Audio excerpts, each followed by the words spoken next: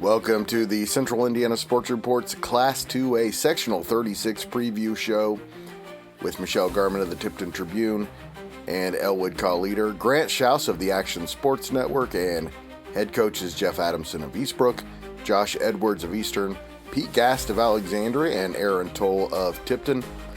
Before we get to our interviews and predictions, which are at the end of the podcast, please let me tell you quickly what we're doing at the Central Indiana Sports Report. We have IU, Purdue, Pacers, Colts, Fever, and IndyCar shows every single week, including reactions after every event. We also preview all of the local high school football games and make our predictions every week. And we have a scoreboard show every Friday night with all the scores from around the area and the best games from around the state. Michelle joins me on Friday for our Week 10 previews and predictions. Please check that out. This sounds weird, but it's true. If you like what you hear and want to help us out, something you can do, it's as simple as hitting the like button. Every time somebody hits the like button, the podcast pops up into people's feeds and their suggestions. Also, please consider subscribing. We start, as we do for all 11 of our sectional preview podcasts that we're releasing on Friday. We start with the first team that appears on the bracket, and in sectional 36, that's Eastbrook, which is at Alexandria on Friday, in a rematch of an Eastbrook 34-24 win at Eastbrook in week 4. The winner will likely take on 8-1 Rochester, which goes to 3-6 Elwood. On the bottom half of the draw, it's Eastern, the big favorite against Blackford, Tipton, a heavy favorite against Wabash, and those two teams who played in last year's sectional championship game should meet in this year's semifinal. Eastern won its first sectional championship ever last year under head coach Josh Edwards, who will join us momentarily. Here is Coach Adamson, followed by Alexandria's head coach Pete Gast, Eastern's Josh Edwards, Tipton's Aaron Tolle, then Michelle, Grant, and I will make our sectional championship predictions. Welcome back to the Central Indiana Sports Report. Eastbrook head coach Jeff Adamson. And Coach, you just went through a rough season, an unbeaten championship season, and none of that matters now. It gets even tougher now with an incredibly tough path to a sectional championship, starting with a very good Alexandria team. Message I just left with the team tonight. You know, it's great to win a conference championship and go unbeaten, but from now on, everybody's starting with a clean slate, and even though we played Alexandria earlier, it's going to be a brand new game, and the guys have to refocus. What have you told your kids to expect on Friday night? Not like it. Anything that you expect them to possibly do different? Any kind of trick plays or anything they might throw in at you, do you think? Well, the biggest thing I think the guys understand is that it's a team that throws the ball very well on offense. Gast is a very good quarterback. He's very accurate. I think the most difficult thing about him is his ability to elude the rush and then find a receiver downfield after he does that. You know, he doesn't just leave the pocket to try and look to run. He leaves the pocket and finds guys pretty far downfield on you. And it's very tough to simulate in practice. Alexandria's always had a trick play or two on us. But when in our conference in the CIC, everybody except for Alexandria is a pretty run-oriented team. And so this week of practice has been a lot different. We're getting prepared for them. Your season, talk about wow. Put in the undefeated season and everything. It's been a special one for you guys this year. Yeah, it's been a lot of fun. I think the biggest thing is the guys put in the work. And when I say that, I mean all the way back into January, we started doing speed workouts in the hallway while there was nowhere else to go. Both the gyms are full with basketball, and nobody's cheering for you. Nothing fun about it. Carried over into the summer, and then once we got into August, we felt like that first week we were ready to play. The guys were in shape. Like I said, they put the work in. And I think through, if nothing else, maybe some common suffering, I think the guys just, really gelled together and wanted to make sure things were going to be done the right way. You talked about Pete Gast and his abilities and what he brings to the quarterback position, and he is good. And he's a veteran. He's a senior, like your kid. I think Gast has that wide open offense. I think your quarterback may be the most dangerous player at least was the most dangerous player in the CIC. Well, I think Bodie Howell's done an awful lot for us. He's turned into a very accurate passer. We're still not throwing it a whole bunch. Especially the last 3 weeks, he's been very dangerous when he's been able to have opportunities to throw. He's a terrific runner in our option run game. He's very good about getting us into the right play. But the biggest thing is Bodie's just a great leader. The guys really rally around him, and certainly he's fun to watch. He can make some big plays very quickly. Coach, I know you coming into the season, you had big expectations for your team. I'm not sure you probably saw 9-0 coming, did you? Well, I think in all seriousness, that's really what we talk about every year. When we start, we want to, it's kind of a mythical thing. Grant 4 championship, there's not really a tournament there, but we want to beat the other county teams. We want to win our conference. And we talked about having a winning record. And I think, the guys just really, really bought in on all those things. But that's where it's got to start from, with the guys. And I think the coaches every year think, we should win every game, whether we should or not, actually. But I think the guys just really bought in on what we were doing. Hey, those little ping pong balls or whatever they used to draw for the tournament, man, they gave you and Alec a rough route. You two have the toughest path to a sectional championship. Yeah, there's 4 teams in our sectional that have been ranked throughout the year in the top 10, and either us or Alex are going to have to play 3 of them to win the sectional. It's pretty tough, but I think when you get to this time of year, it sounds like a cliche, but you're just happy to have another week. You really don't care who you have to play that next round. You just want to just have another week with your players and continue playing. Coach, it's one of the toughest sectionals in all of Class 2A, if not the toughest, when you're going, top 5 teams in a sectional. But what is it about your team you believe is capable of winning another sectional championship?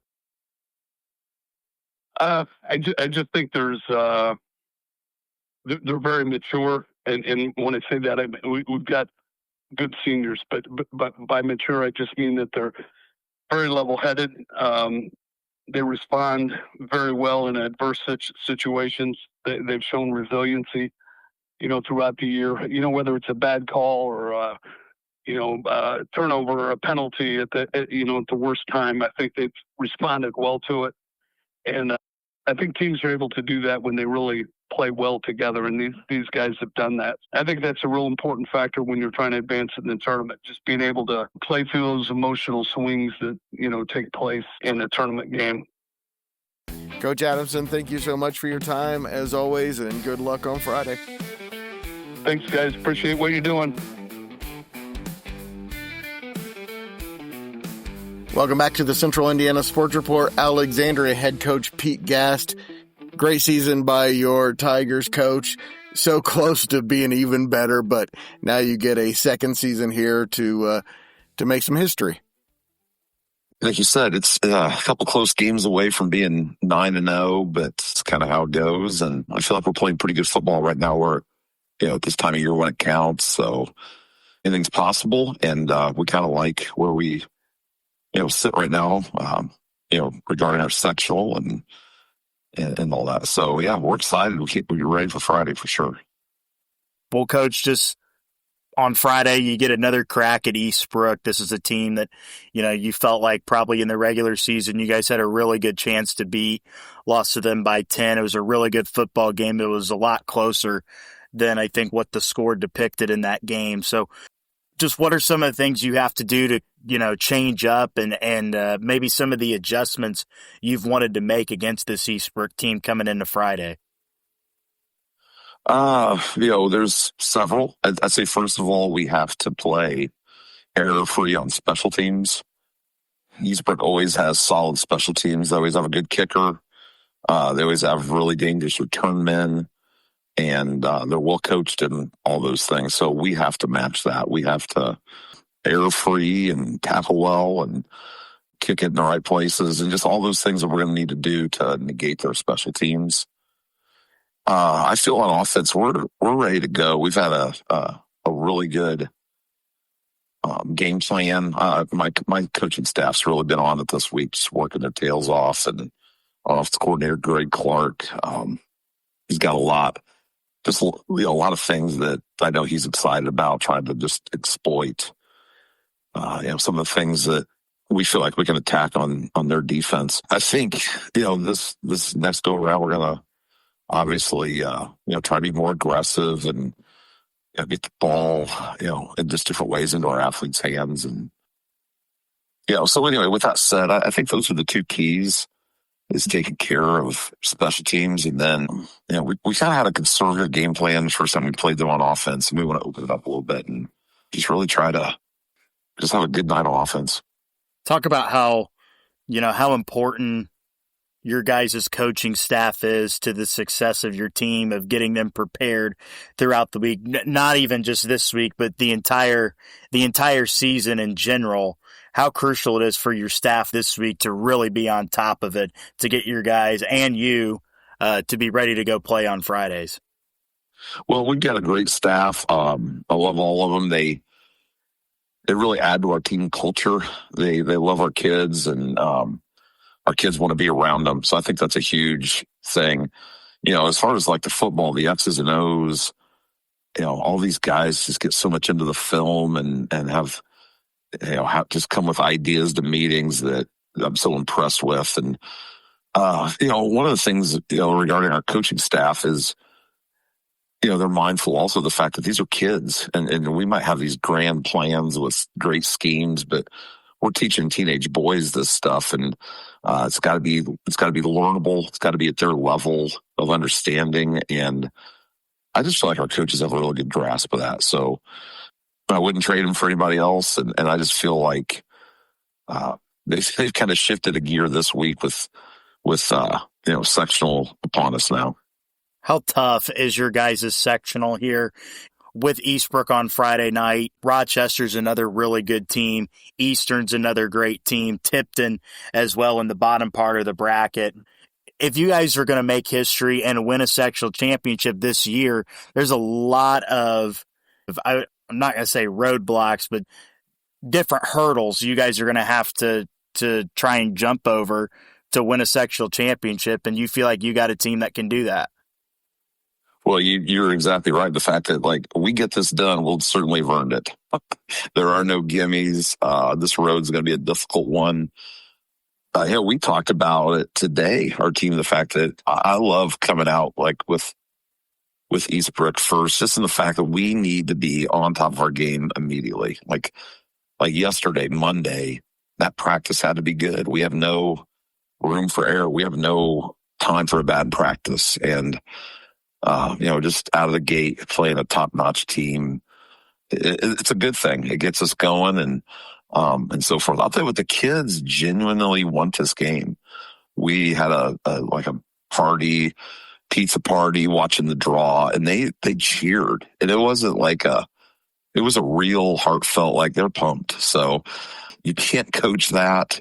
You can't, anything you say doesn't matter. They have in their minds how this is going to go, and they want this. So that's encouraging. Now, back to what you said, though, we take Eastbrook and Rochester and us. I think we're all in the top 8 in the Sadrin rankings. I think Eastbrook's 5, Rochester 6, and we're 8.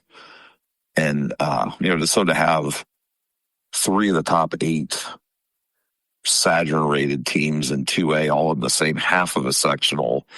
Yeah, that's brutal, but hey, we've got just as good chance as anybody, we feel. What's the health of the team look like here coming into the tournament?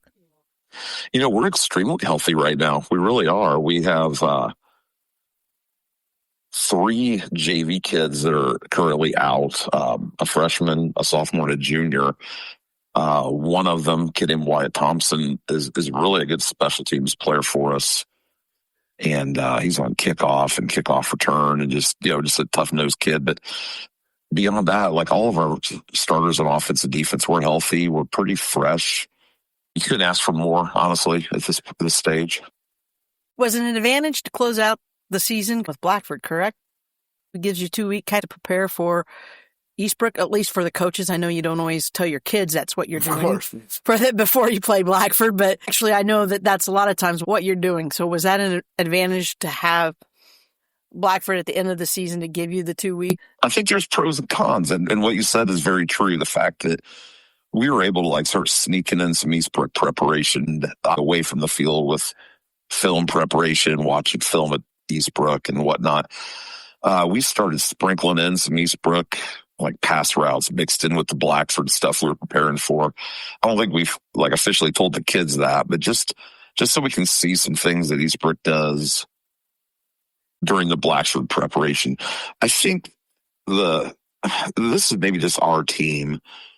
When we play a team that's like really inferior and struggling, we can get a little like squirrely in practice, and we spend a lot of time like whipping them back into focus. And that's why I feel like this sectional draw is a good thing, that we don't have any time to distract our focus. We got to be dialed in every rep, every practice. And so that would be the only negative about playing at, Blackford that week 9. But where we are right now, I'm pretty happy. We're focused. We're healthy. We're excited. So you couldn't really ask for much more. And if you get by Eastbrook on Friday night, 9.9% sure it will be Rochester the following week.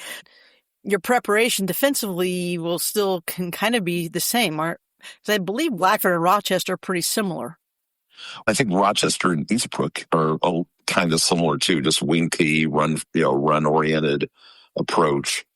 I think that would be a nice deal where we're not going to have to reinvent the wheel. We have a lot of the concepts and schemes that we're, work on this week and roll over into next week. What is it about this team that you believe it can win a sectional championship? I've seen these guys just do amazing things at times, and nothing would surprise me. We actually have talked to them about that today, that if they can, and in their mind, if they can not set limitations, the sky's the limit. And I really mean that. We've got a lot of weapons on offense. We've got a quarterback who's started 30 games in his career. Yeah, you couldn't ask for much more out of Brady in the quarterback position. But I feel like defensively, we did a lot of really good things in that Madison Grant game, carried over to Blackford. And I feel like defensively, we're clicking at the right time. So it's going to take all those facets to beat these teams in this section, starting with Eastbrook. And I know we can do it. So they're just, the boys are just getting a positive, confident message from our coaches. And we just know they can do it. Coach, thank you so much for your time. Appreciate it as always. And good luck to you on Friday. Good luck, Pete. All right. Welcome back to the Central Indiana Sports Report. Eastern head coach Josh Edwards. Coach, you guys lost one game during the season to Taylor, and since then your team has been playing so well. Yeah, they have, Greg, and you don't ever like to have a loss, but I think it was a good wake-up call for us. Taylor is a very good football team, but we really played below our level in that game and lost by a blocked PAT with under a minute left. And sometimes it takes a loss like that to kind of get, rattle our cages and get us focused. And I tell you what, every since that game, our guys, we've had practices have been lights out. We've been playing outstanding football. And really last week, we didn't play our best game, but defensively and on special teams, we were outstanding. We've been a very good football team, especially since that week 4 loss to Taylor. And you won a Hoosier Heartland Conference Championship. Now you turn your attention to the sectional championship, and we will talk about your first-round opponent here in a moment. But overall, this sectional, awfully tough. I think the goal was probably to not draw one of the other 4 contending teams, and you did that, so that's good. But still, if you're going to win it, if you're going to repeat as champions, it's going to take an awful lot. Oh, there's no question, man. I mean, that top half of the bracket is absolutely loaded, and the bottom half, again, with Tipton at 5-4 and then us at 8-1, there's going to be some really, really good competitions going on. I think the top half, if you're a fan, you look at the top half, and obviously you probably feel that the champion's going to come out of that top half. But don't tell my guys that, and don't tell my coaches that, because we feel like we have an outstanding shot to win the sectional again. And but first things first, right? We've got to get through this week, and then most likely we'll see Tipton next week, which is going to be another very challenging game for us. But we like our chances. But yeah, I think I agree. It's a loaded. The top 5 teams, really. I think Tipton is a contender as well. You've got some really good football teams in this sectional. Now you play a Blackford team that has struggled throughout the past few years, and in particular this year. Any concern with overlooking them, especially when you got such a big one coming up the next week? Yeah, absolutely. I think that's always a concern as a coach. Again, you look at the record, and I told our guys, I said, listen, these guys have absolutely nothing to lose, nothing.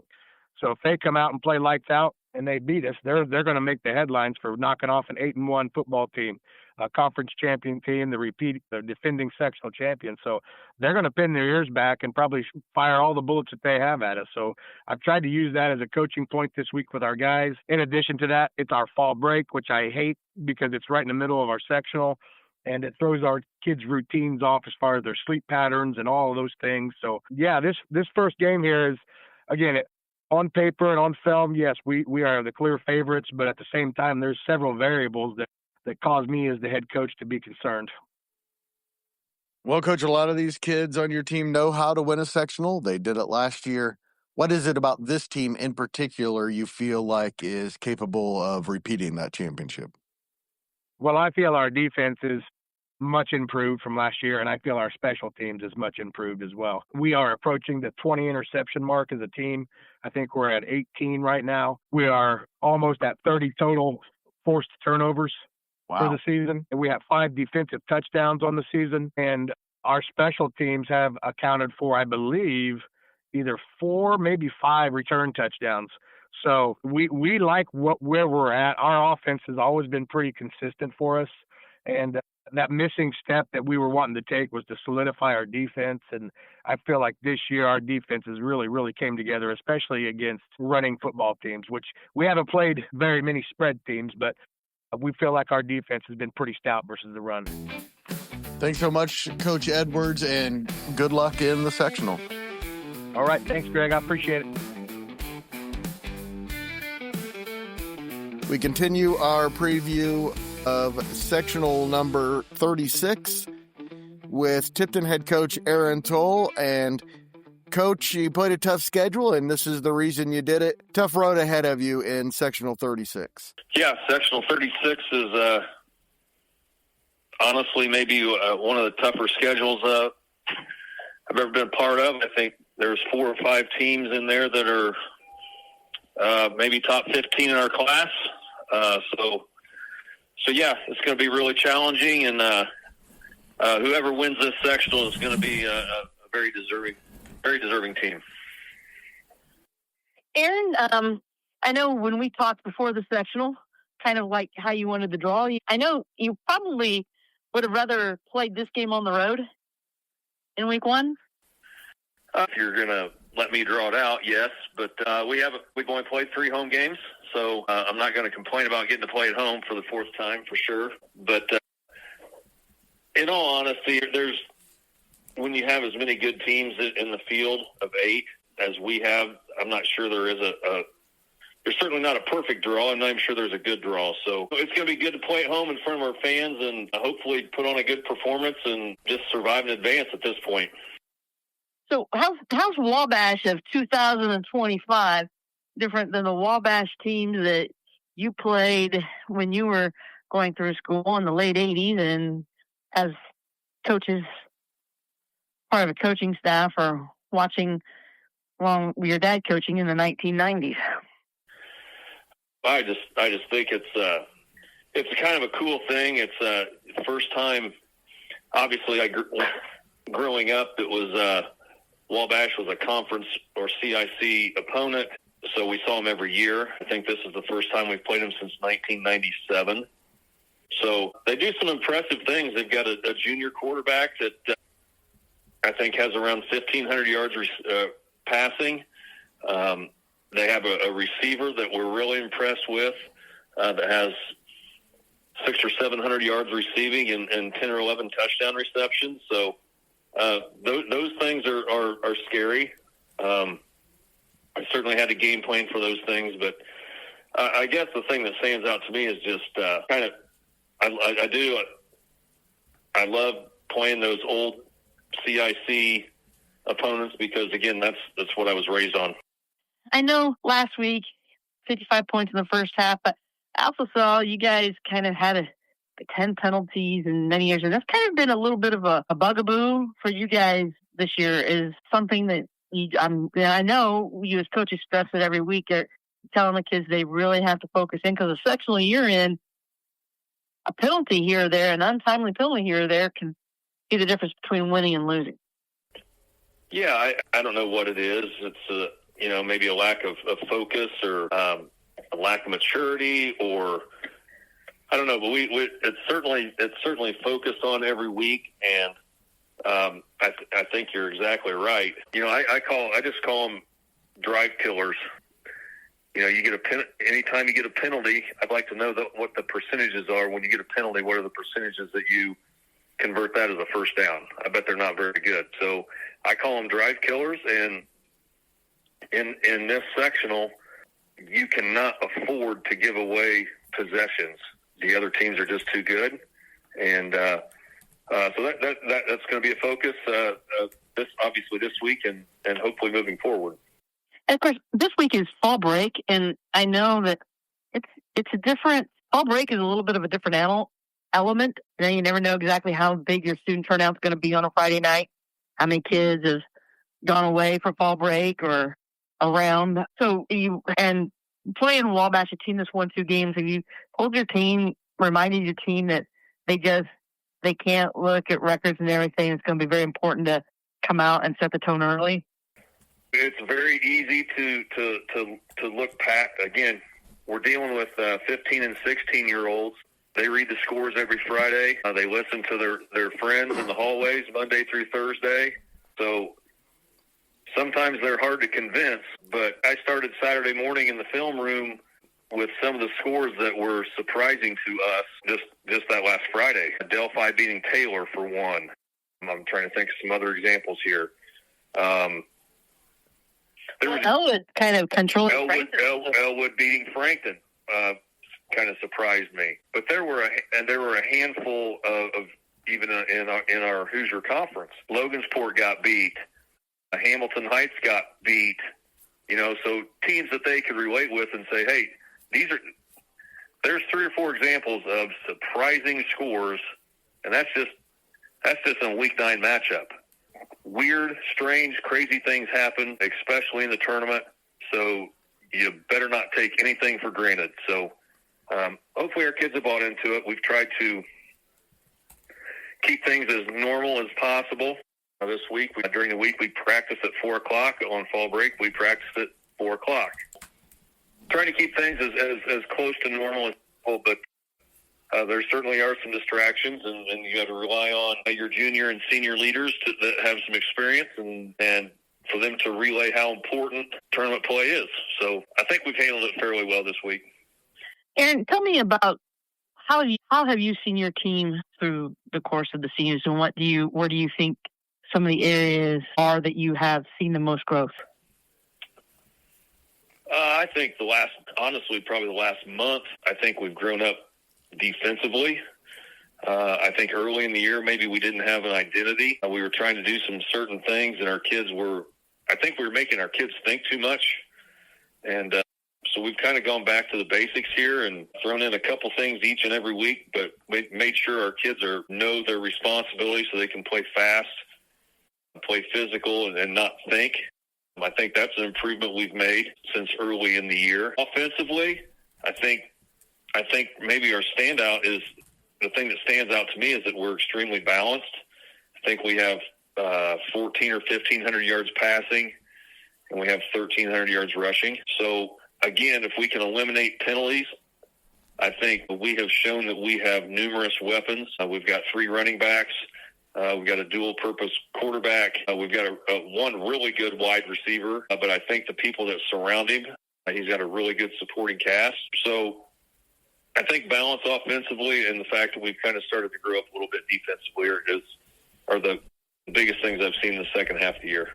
Well, you talk about your receivers, and I know Garmon has had a really a nice year, but a player that's really impressed me with his development, I think he's playing very well and has made some key catches in some of your games, is Zach Ridgway. He's a nice size target for Quinn.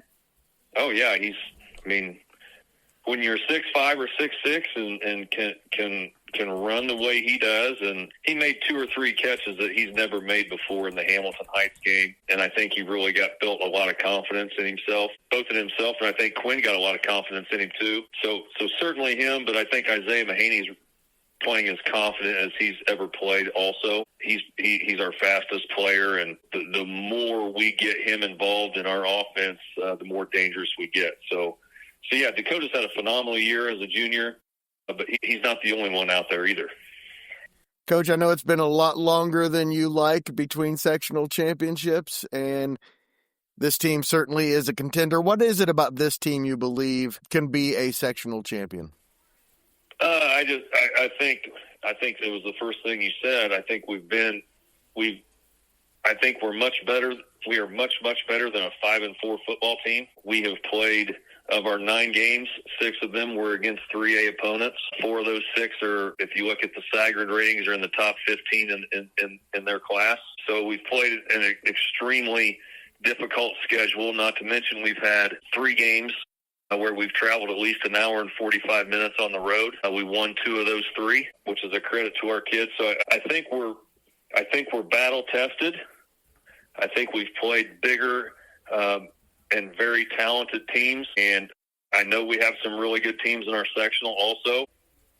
But it's not going to be the first time we've seen that caliber of team. I think that's a big difference. Sometimes you get into the point where you play a really good team, and it's the first really good team you've seen all year, and they're much bigger, stronger, faster than maybe you anticipated. But I don't think that's going to be the case.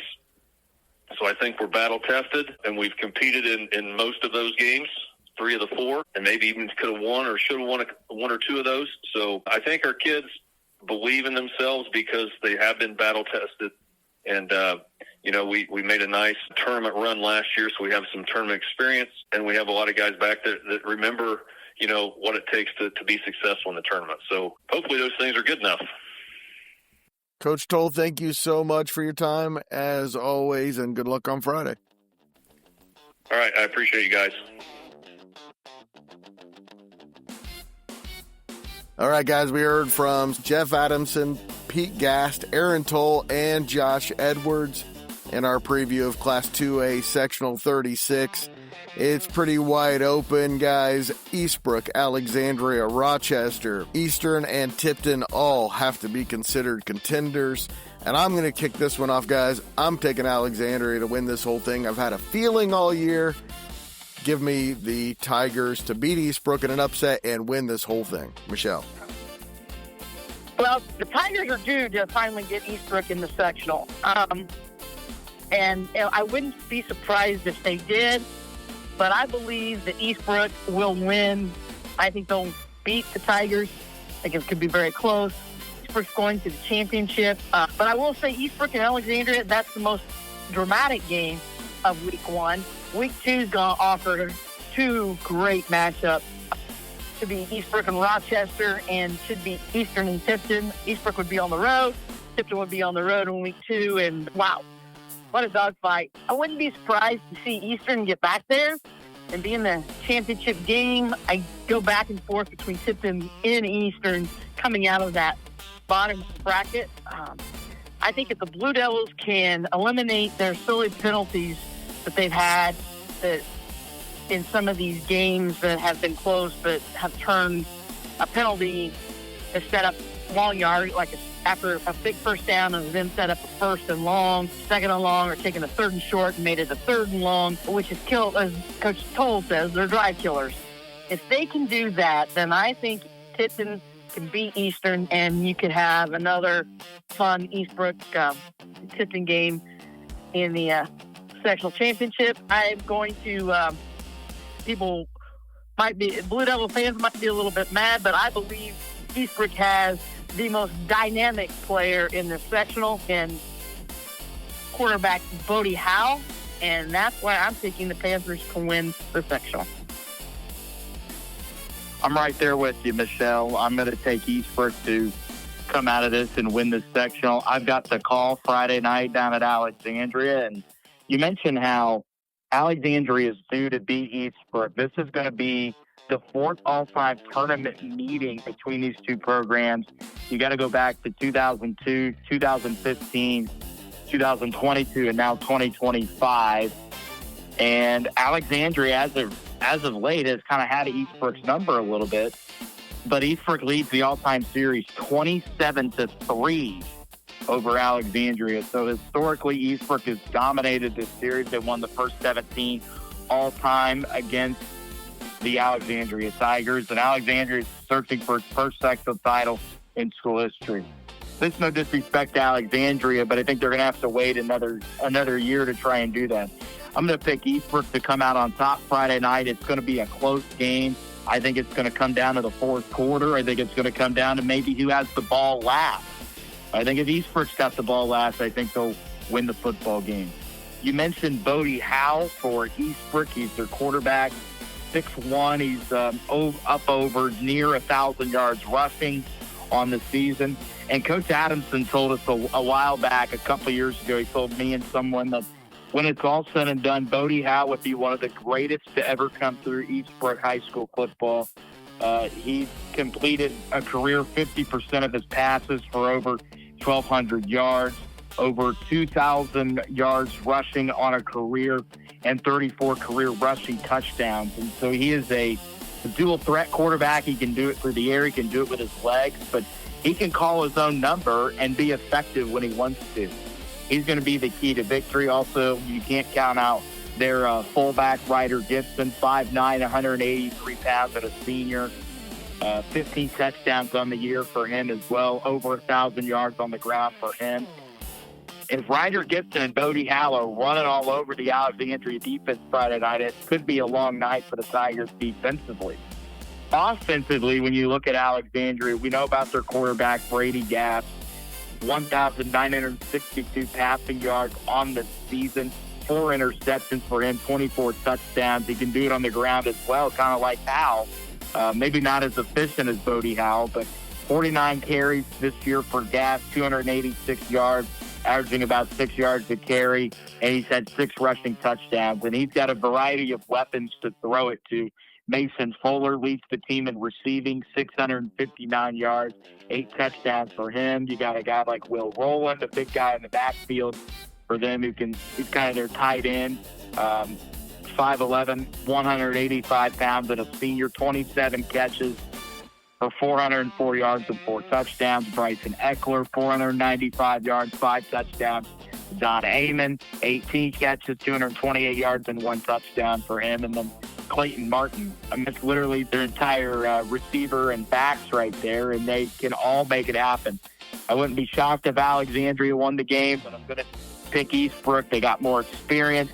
They've been in these situations, and this is an Eastbrook team, guys, that I think is hungry to come out and try to avenge last season where they kind of had a disappointing year. They went 4-6, well under their expectations of the program. And I think this Eastbrook team is out for revenge and is going to try and make this hell for other teams in their sectional. Rochester's probably he'll face in the second round, and I'll pick them to be Eastern in the sectional. I'll pick Eastbrook to be Eastern in the sectional championship. Thanks so much, guys. Really appreciate your time. It was a lot of fun. Thank you so much to Grant and Michelle, also to Eastern head coach Josh Edwards, Tipton head coach Aaron Tolle, Alexandria head coach Pete Gast, and Eastbrook head coach Jeff Adamson for joining us. We also have sectional previews for all the other sectionals around the state. Please go check it out. Please like, please subscribe. We appreciate you listening. Do us a favor and share this podcast with a friend who might be interested in Sectional 36 and help Spread the word. The Central Indiana Sports Report is here talking about sports every single day. The Central Indiana Sports Report is a product of ITG Media, and I love Susie.